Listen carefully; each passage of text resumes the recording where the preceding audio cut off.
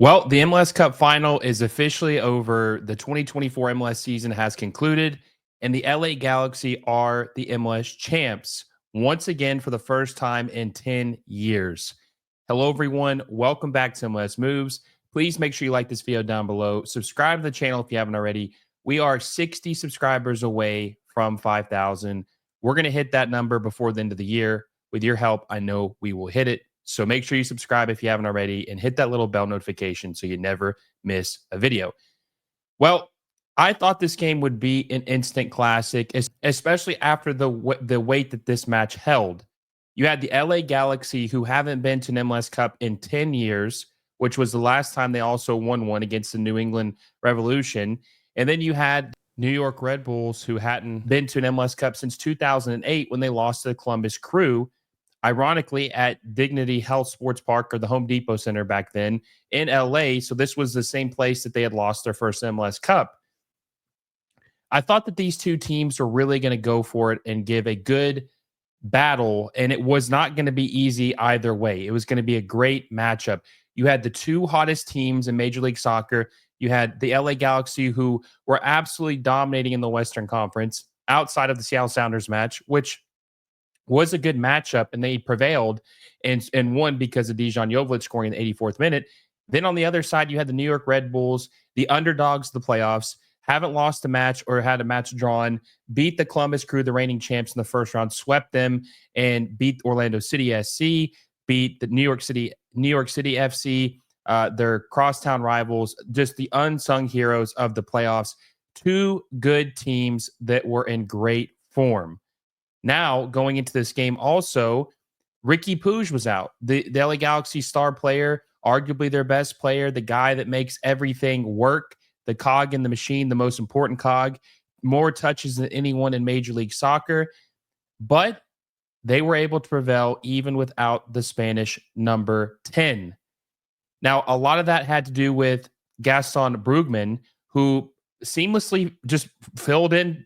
You wouldn't even notice a huge difference, honestly, between him and Ricky Puig in today's game. Obviously, through a season, I know Ricky Puig is better than Gaston Brugman. But today, Gaston Brugman was good, very good. Had a great pass to Joseph Paintsil to score a beautiful goal. The first goal of the game, 9 minutes in. One of the best passes you're going to see.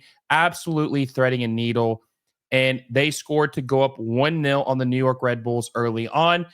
And I thought to myself, man, is this going to be a routing? We know when the Galaxy score early and they start to get that first goal off their back, things really start to open up for them and the goals start pouring in. 4 short minutes later, Dejan Jovic scores a goal. And then you're starting to think, okay, is this game going to get out of hand? It's 2-0, 13 minutes in the game. We've seen this before in the playoffs. We're thinking, oh, God, this is going to be ugly. That happened with the Rapids. It happened when maybe not with the Minnesota United, because Minnesota United was actually holding their own pretty well with them at first. But we've seen this before with the Galaxy. When the goals start pouring in, it can get ugly really, really fast. But then the Red Bulls really started to settle in. They started playing more sound football, more defensive football, marking men better. I think that they did a really good job of taking out or limiting Gabriel Peck. Now, he had a couple good plays and a couple chances he created, but he didn't get on the score sheet today. And I think they did a really good job of neutralizing him in this match. Now, they were able to find the back of the net, I want to say about 26 minutes into the first half. The Galaxy kind of got caught sleeping and lacking a little bit towards the end of the second half, and the Red Bulls capitalized on it. The Red Bulls were able to find their footing at a very important part of the game, and they were able to get on the score sheet 2-1, and we have a game here. I'm thinking to myself, this is going to be an instant classic, like I predicted. This is awesome. This is the everything that I thought it would live up to. Now, one concern I had, we'll talk a little bit more about the second half. The first half, I think that I really think that Emil Forsberg and I think that Lewis Morgan and Dante Van Zier didn't show up as much as you would like them to show up. I said this pregame or in the preview that the team that would win would be who had the better performance from their striker. Would it be Dejan Joveljic? Would it be Dante Van Zier? Whoever was the better performer between those two strikers would prevail their team to an MLS Cup trophy. And Dante Van Zier really struggled, and you could start to see the deficiencies in this Red Bulls roster. Even though they have performed very well and they've been playing very good, they deserve a lot of credit. Great team, plays very hard. You can just tell that they're a couple pieces away from truly competing for an MLS Cup. And when I say competing, obviously they're competing, but having a legitimate chance of winning. Maybe if they had a couple extra pieces, this would have went a different way than what it did on Saturday. But either way, they get that goal in the 28th minute. They hold the Galaxy scoreless until the end of the first half. You're starting to think, okay, maybe Sandro Schwartz has made some good adjustments. Maybe they figured out how to neutralize the Galaxy, prevent them from creating chances. Then in the second half, the script flipped even more. The Red Bulls were dominating possession. The Red Bulls, I think, in the 75th minute at that time had like 53% of possession in the game to the Galaxy's 47% possession. And you could just tell that something was different. They had so many opportunities. They were so close to scoring and drawing even with the LA Galaxy. You saw Emil Forsberg have a golden opportunity. He was just wide right, so close, and would have tied this game up 2-2. They were going blow for blow after the shaky start, the first 15 minutes of the game. The Red Bulls came to play. Sandro Schwartz made the adjustments, and this was a true ball game. And it really could have went either way. But it was a battle of the goalkeepers. John McCarthy made the key saves, prevented them. There was a couple key saves he had in this game. John McCarthy is one of the more underrated goalkeepers. I think deserves a lot more credit. This is his second MLS Cup he's won as a goalkeeper in 3 years. One with LAFC in 2022, and then obviously this year with the Galaxy in 2024. He had a good game. And he deserves a lot of credit. And then Carlos Coronel had a shaky start in the first half, but he really found his footing in the second half and didn't give up a goal in the second half. But it just wasn't enough. And the LA Galaxy ended up winning 2-1 after a scoreless second half and winning their 6th MLS Cup in their history. Now, you're going to think to yourself, or you might think to yourself, if you didn't watch the game, that had been a boring game if no one scored in the second half. It really wasn't. There were several chances created. It was really, they were going blow for blow. I mean, it was a really, really interesting match from start to finish, and one of the best MLS Cups I've seen in years. Now, the LAFC versus Philadelphia MLS Cup was good too. Really good MLS Cup, but this one just felt more evenly matched. Now, that Philadelphia Union team was very good, especially for how the roster was constructed, and like they bargain hunt, right? They were punching above their weight. But this felt like, I don't know, this just felt like a very evenly matched game. It felt like the Red Bulls were a good counterpart to LA Galaxy, especially with the Galaxy having Ricky Puig out. Now, one thing that did happen that could have been a key injury or something that could have affected the Red Bulls was having Reyes pick up a knock in the pregame.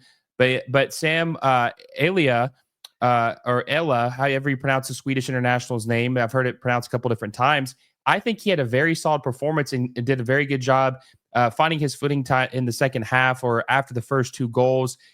Did a good job marking Gabriel Peck, did a good job marking Dejan Joveljic.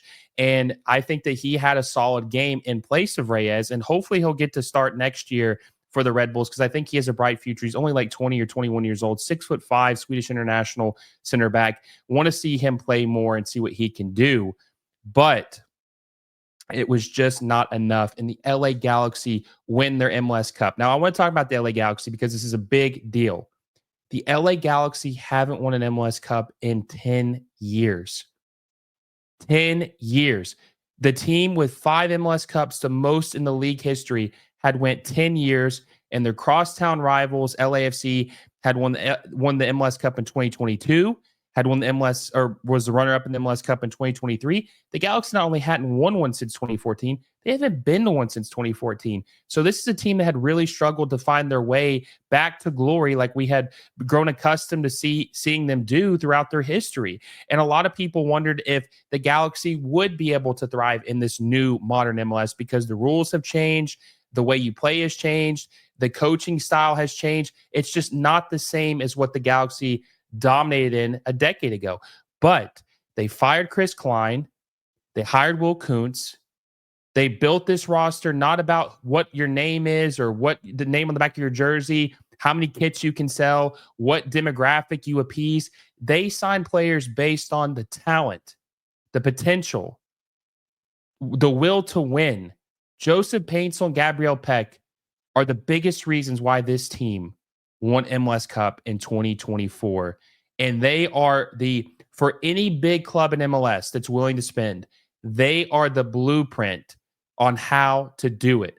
Will Kuntz is an absolute mastermind, probably the best executive in Major League Soccer, I think, for what he's done in one short year, turning the Galaxy into an MLS Cup winner once again after a decade of not even appearance or a trophyless in a decade and no appearances in the MLS Cup.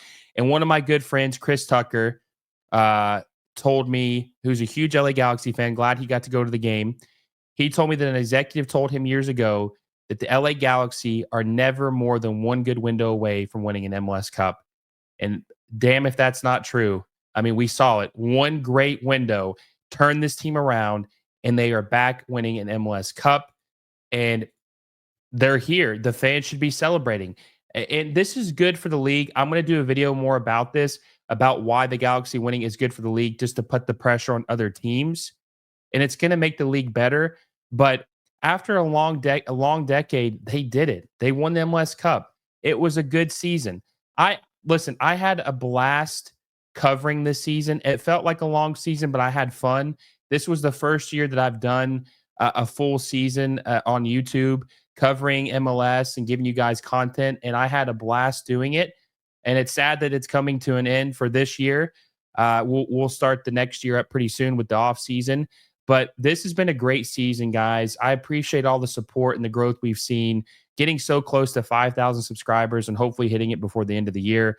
That's all thanks to you guys for supporting this channel, believing in me, liking the content I put out.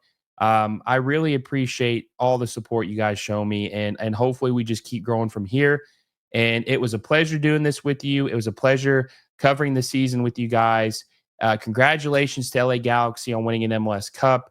Congratulations to New York Red Bulls on making it to an MLS Cup, especially when a lot of people counted you out this season. It was a great 2024, and hopefully 2025 is just as good as what we've seen.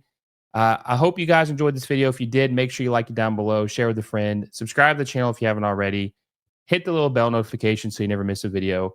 Until next time, guys, I will see you all soon.